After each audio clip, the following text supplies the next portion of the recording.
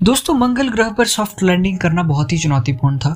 द्वितीय विश्व युद्ध के बाद से ही सोवियत संघ और संयुक्त राज्य अमेरिका मंगल ग्रह पर सॉफ्ट लैंडिंग करने की कोशिश में लगे थे। काफी असफल प्रयासों के बाद वर्ष 1971 में पहली बार सोवियत संघ का मार्स 3 मंगल ग्रह की सतह पर सॉफ्ट लैंडिंग करने में कामयाब हुआ। लैंडिंग के 90 सेकंड बाद लैंडर ऑर्बिटर से संपर्क करता है, लेकिन संपर्क करने के 14 सेकंड बाद ही संपर्क टूट जाता है। इसका कारण कोई तकनीकी खराबी हो सकती है। तो चलिए जानते हैं फिर मंगल ग्रह पर लैंडिंग आखिर की कैसे जाती है। दोस्तों, लैंडिंग मुख्यतः 3 स्तरों में होती है। पहले स्तर में ग्रह के वातावरण को पार करना होता है। क्योंकि वातावरण में काफी गैसेज होती है तो वस्तु के साथ घर्षण होता है। घर्षण की वजह से तापमान बढ़ जाता है, जिसकी वजह से लैंडर को नुकसान हो सकता है। इससे निपटने के लिए एरोशेल का प्रयोग किया जाता है। एरोशेल लैंडर को घर्षण से बढ़े हुए तापमान से बचाता है। दूसरे स्तर में जब वातावरण पार कर लिया जाता है तब पैराशूट का प्रयोग किया जाता है। दोस्तों, पैराशूट का प्रयोग लैंडर की गति को कम करने के लिए किया जाता है ताकि लैंडर धीरे से जमीन पर उतर सके। दोस्तों, जब लैंडर सतह के नजदीक होता है तो पैराशूट लैंडर से अलग हो जाता है। तब लैंडर की सॉफ्ट लैंडिंग के लिए रेट्रो रॉकेट्स का प्रयोग किया जा सकता है, लेकिन इस तरीके में रोवर के ऊपर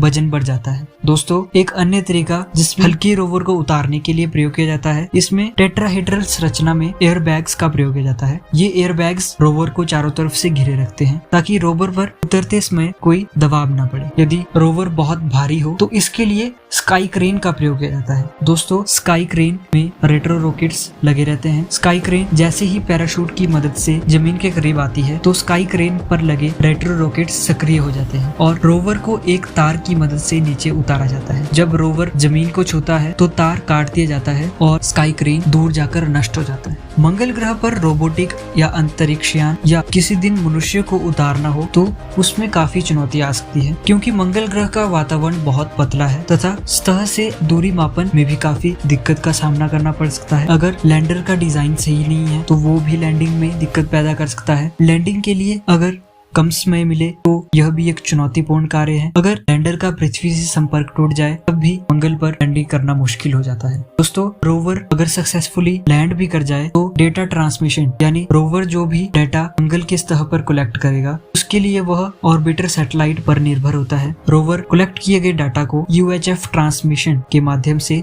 ऑर्बिटर सैटेलाइट को भेजता है और ऑर्बिटर सैटेलाइट प्राप्त किए गए डाटा को पृथ्वी पर भेजता है। अगर इनमें से एक संपर्क भी टूट जाए तो पूरा मिशन प्रभावित होता है। दोस्तों, मार्स 3 सॉफ्ट लैंडिंग करने में तो कामयाब था, लेकिन उसमें कुछ तकनीकी खराबी के कारण वह उतना कार्य नहीं कर सकता। दोस्तों, उसके बाद वर्ष 1997 में नासा का पाथफाइंडर मंगल ग्रह पर लैंड करने में कामयाब हुआ। दोस्तों, अगर आप पाथफाइंडर के बारे में कंप्लीट वीडियो चाहते हैं तो हमें कमेंट में बताएं। अगर दोस्तों आपको वीडियो अच्छी लगी हो तो वीडियो को लाइक करें, चैनल को सब्सक्राइब करें ऐसी नॉलेजेबल वीडियोस के लिए।